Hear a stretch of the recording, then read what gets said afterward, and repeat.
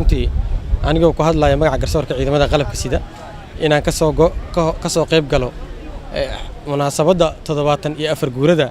ka soo wareegtay asaaska ciidanka booliiska Soomaaliyeed ciidanka booliiska Soomaaliyeed waxaan rabaa inaan u hambaliyeeyo dhammaan saraakiisha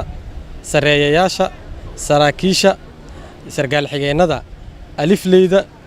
dableyda caruurtooda iyo xaasaskooda waxaan ugu hambaliyeenayaa munaasabadda 74 guurada ka soo wareegtay asaaska ciidanka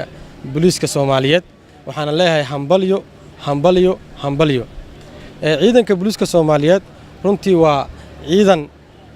bulshada shaqo weyn u haayo shaqo muhiim ah u haayo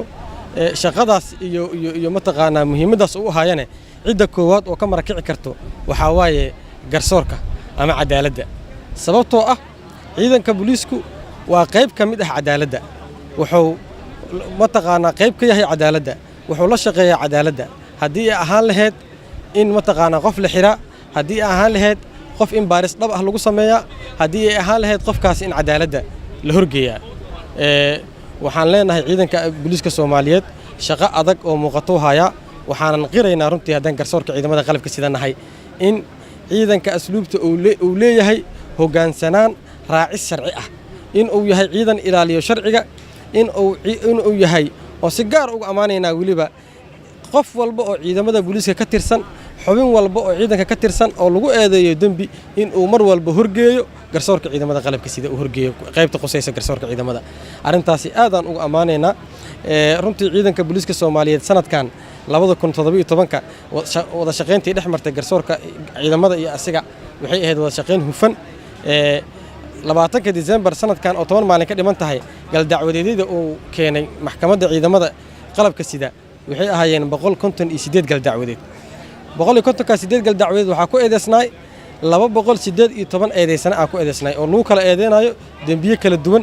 sida dilka burcadnimada iyo fal argagixiso iyo dambiyada kale ay galaan ciidamadu ay galaan intaasi waxa la xukumay ee maxkamaddu ku heshay dambi oo ciidanka booliiskuna soo eedeeyay 121 eedeysana uu soo eedeeyay ay dambi maxkamaddu ku heshay waxaa la sii daayay 56 qofood halka 41 qofoodna ay yihiin garsugayaal wali cadaaladda sugaayo oo processkooda oo socdo taa marka waxay ku tusinaysaa in ciidanka booliiska eedeysanayaasha oo maxkamadda hor keenay ay 75% ka badan lagu helo dambiyada taa oo muujinayso in gal dacwadeedii ka imaado xagga ciidanka booliiska ay yihiin gal dacwadeedyo dhameystiran in ay yihiin mataqaanaa gal dacwadeedyo baaris dhab ah lagu sameeyay runtii waan u hambaliyeenayaa mar kale ciidanka booliiska Soomaaliyeed waxaana leenahay waa ciidamada hooyada ciidamada qalabka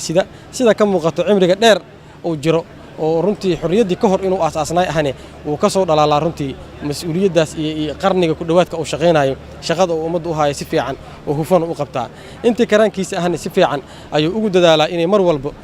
dadku ay cadaalad helaan sida nidaamka sharciga ahna si toos ah ay u raacaan aad ugu maasan yahay hambalyo ciidanka booliiska aad u maasantiin idinkan